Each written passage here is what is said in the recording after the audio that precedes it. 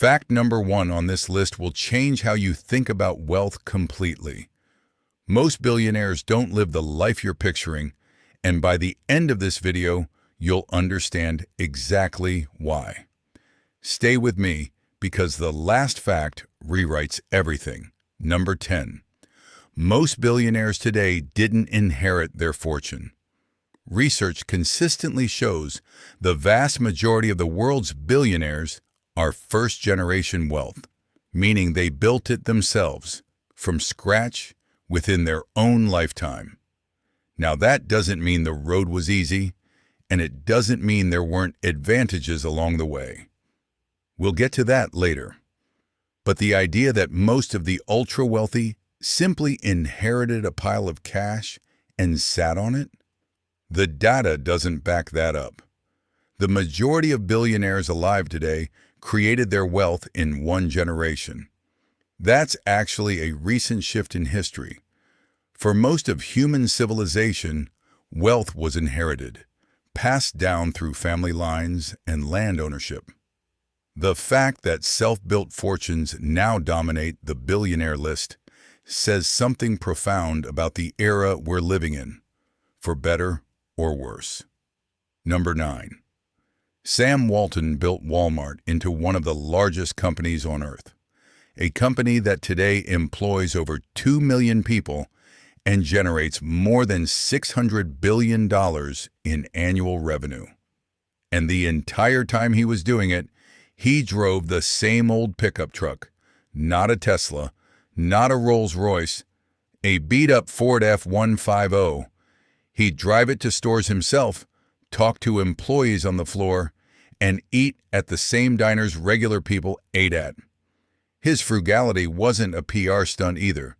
It was genuinely how he lived. He believed that every dollar saved in operations was a dollar that could be passed to the customer as a lower price. That philosophy is literally baked into Walmart's DNA today. The richest man in America for much of the 1980s drove a pickup truck, and you probably never knew that. Number 8. IKEA's founder, Ingvar Kamprad, flew economy class for most of his life and drove the same Volvo for nearly 20 years, despite being one of the richest people on the planet. He'd take the bus when it was convenient. He'd eat at IKEA cafeterias. He reused tea bags. The man worth tens of billions of dollars was reusing tea bags. And this wasn't some occasional humility act. It was a documented, consistent lifestyle choice that people who worked with him confirmed over and over again. Kamprad once said that wasting resources was a mortal sin. He meant it. There's something deeply fascinating about a man who built an empire selling furniture to middle-class families by genuinely living like one of them, not performing it, actually living it. Number 7. Warren Buffett still lives in the house he bought in 1958. The price he paid? $31,500. That same house in Omaha, Nebraska, is where one of the greatest investors in human history wakes up every single morning. He's worth well over $100 billion. He could buy an entire city block in Manhattan for breakfast and not feel it. He doesn't. He eats McDonald's on the way to work, literally, and he's talked about this publicly. His breakfast order changes based on how the market is doing. Good day, he splurges on a deluxe. Rough day, he goes cheaper. The man manages his McDonald's breakfast budget based on market sentiment. And he never moved out of that house. When people ask him why, he says it makes him happy. There's a lesson buried in that somewhere about what money is actually for. Number 6. Amazon didn't start in a sleek office with venture capital funding and a team of engineers. It started in Jeff Bezos's garage in 1994, with Bezos himself packing and shipping boxes. The first product Amazon ever sold was a book, a computer science textbook. Bezos would drive the packages to the post office himself. He didn't even have a forklift in the early days. He told an interviewer he was on his hands and knees on concrete floors packing boxes and thought to himself, "We need knee pads." The company now ships millions of packages per day and is one of the most valuable companies in history. It started with a guy, a garage, some boxes, and book orders from strangers on the internet. Number 5. Bill Gates and Mark Zuckerberg both dropped out of Harvard, not because they were struggling, because they had something that couldn't wait. Gates left in 1975 to start Microsoft. He saw the personal computer revolution coming before almost anyone else, and knew that if he waited to graduate, the window would close. Zuckerberg left in 2004, when Facebook was already spreading across college campuses faster than he could manage from a dorm room. Both of them went on to build companies worth hundreds of billions of dollars. Now, and this part matters, dropping out of Harvard is not the lesson here. These weren't average students who gave up. These were exceptional people who had already built something real while enrolled. The degree wasn't the bottleneck. The opportunity was. Number 4. Oprah Winfrey grew up in genuine poverty in rural Mississippi. She was born to a single teenage mother, wore potato sack dresses as a child because there was nothing else, and faced hardships most people will never understand. She went on to become the first black female billionaire in American history. Her media company, production studio, and brand became a cultural institution that shaped television for decades.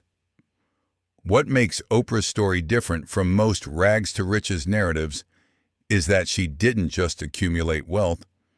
She built something that genuinely changed what was possible for people who looked like her in an industry that barely acknowledged they existed. That's a different kind of achievement than making a lot of money. Number 3. Here's the part the self-made story usually skips.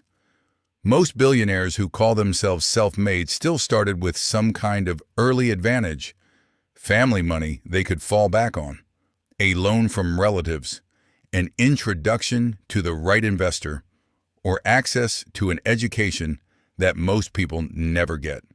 Jeff Bezos' parents invested $250,000 into Amazon in the early days. That's not nothing.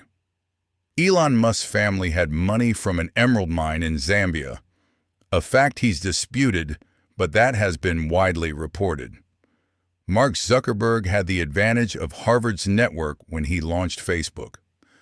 The myth isn't that these people didn't work hard, they clearly did. The myth is that they started from absolute zero with no safety net and no help. Almost none of them actually did. That distinction matters because it shapes how we think about what's achievable and what kind of systemic support other people need to have a real shot. Number 2. Adjusted for inflation, John D. Rockefeller's fortune at its peak is estimated at over $400 billion in today's money. Let that land for a second. $400 billion. Elon Musk at his peak hit around $300 billion.